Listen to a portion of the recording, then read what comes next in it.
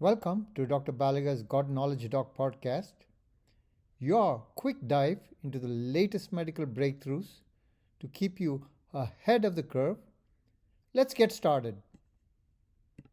Today, July 18, 2025.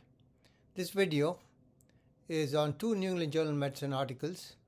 One titled Subverting the Transmission of Mitochondrial Disease from Mother to Child, and the next one is Mitochondrial Donation in a Reproductive Care Pathway for Mitochondrial DNA Disease. There are two editorials accompanying these two articles. I'm going to discuss all of them briefly. Mitochondrial donation pathway from diagnosis to birth. Pathogenic mitochondrial DNA variants cause severe inherited disease. Mitochondrial DNA is maternally inherited, and its mutant load, heteroplasmy, determines the severity of the disease. 196 women in the UK referred to the NHS mitochondrial reproductive care pathway between 2017 and 2025 were studied. Of 163 evaluated, 133 entered advanced care, and 22 underwent pro-nuclear transfer. Outcomes included live births and assessment in mitochondrial DNA heteroplasmy in the infants. What did these investigators find?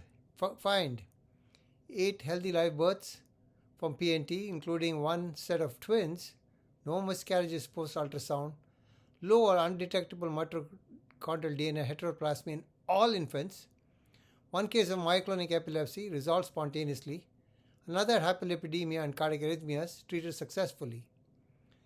Limitations and takeaways: follow-up limited to accessible tissues and infancy. Some maternal health issues, example hyperlipidemia, may affect offspring. PNT appears effective in reducing pathogenic mitochondrial DNA transmission and supporting normal infant development. The second paper discusses donation versus testing, reproductive options for mitochondrial DNA disease. Women with pathogenic mitochondrial DNA variants risk passing severe disease to offspring. Options include pre-implantation genetic testing for heteroplasmy and pronuclear transfer for high heteroplasmy or homoplasmy. 39 women underwent pre-implantation genetic testing. 22 underwent pronuclear transfer via the intracytoplasmic sperm injection.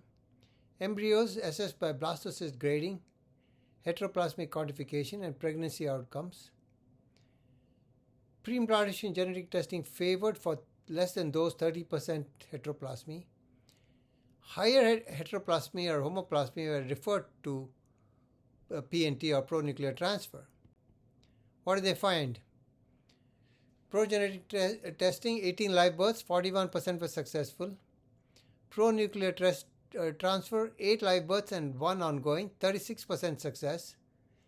Heteroplasmy in infants was less than 77% for pre-implantation genetic testing, and less than 16% for pronuclear transfer. No congenital anomalies observed. Low heteroplasmy confirmed via NGS.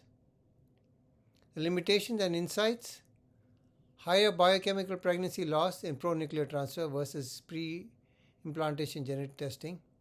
Vitrification may reduce fertilization in pronuclear transfer. Integrated approach helps to tailor interventions based on mitochondrial DNA load. Further long-term studies are needed. The first editorial discusses the reducing risk of mitochondrial disease in children. Mitochondrial DNA diseases, maternally inherited, can be severe. Carriers of homoplasmic or high heteroplasmic variants often have no curative options except experimental assisted reproduction. This UK's Newcastle team pioneered a regulated reproductive care pathway using pronuclear transfer and pre-implantation genetic testing. Pronuclear transfer is preferred in high heteroplasmy or homoplasmic cases. Pre-implantation genetic testing is viable for heteroplasmic carriers with usable embryos. Outcomes: 8 healthy births post-pronuclear transfer and 18 via pre-implantation genetic testing, with low mitochondrial DNA heteroplasmy in infants. No serious congenital anomalies reported. The process emphasizes patient autonomy, safety, and genetic parenthood. Ethical insight: despite controversy and complexity, careful regulation, longitudinal follow-up, and patient-centered counseling ensure this pioneering approach remains ethically sound and medically promising. Timeline milestone: from the first mitochondrial DNA sequence in 1981 to legal pronuclear transfer births in 2025, the UK model exemplifies deliberate progress through policy, public trust, and translational science. Key concepts in preventing mitochondrial DNA disease is discussed in the next editorial. Key concepts: heteroplasmy, a mix of mutant and wild-type mitochondrial DNA. The disease risk rises with higher loads. Homoplasmy, all mitochondrial DNA carries the variant. Pre-genetic testing is not viable. Pre-genetic testing selects embryos with low mitochondrial DNA mutation for transfer. Mitochondrial replacement therapy replaces maternal mitochondria with donor's healthy mitochondrial DNA. Pronuclear transfer or PNT and meiotic spindle transfer MST, where nuclear DNA is transferred into a donor zygote or oocyte. Reversion: residual maternal mitochondrial DNA may repopulate post-mitochondrial replacement therapy. Mitonuclear mismatch: there are theoretical developmental risks from incompatible genomes.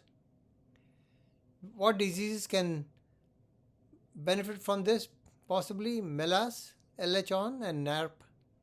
Why not use pre-genetic testing always? Doesn't work in homoplasmy or high heteroplasmy. How does MRT or mitochondrial replacement therapy help? It reduces the pathogenic mitochondrial DNA load below disease threshold. Are mitochondrial replacement therapy babies healthy? So far, yes, but long-term data are needed. Is mitochondrial replacement therapy legal? Only in a few countries due to ethical and regulatory hurdles. 3-parent babies? Technically, yes. Mitochondrial donor provides less than 0.1% of the DNA. Ethical safeguards? The UK uses strict oversight, follow-up, and informed consent. Interesting articles in the New England Journal. I hope this will stimulate you to read these articles. If you enjoyed this episode, share it with your colleagues. When we change how we see disease, we change how we shape lives. Until next time, stay curious, stay compassionate, and keep seeking wisdom. Podcast brought to you by Master MedFacts at mastermedfacts.com.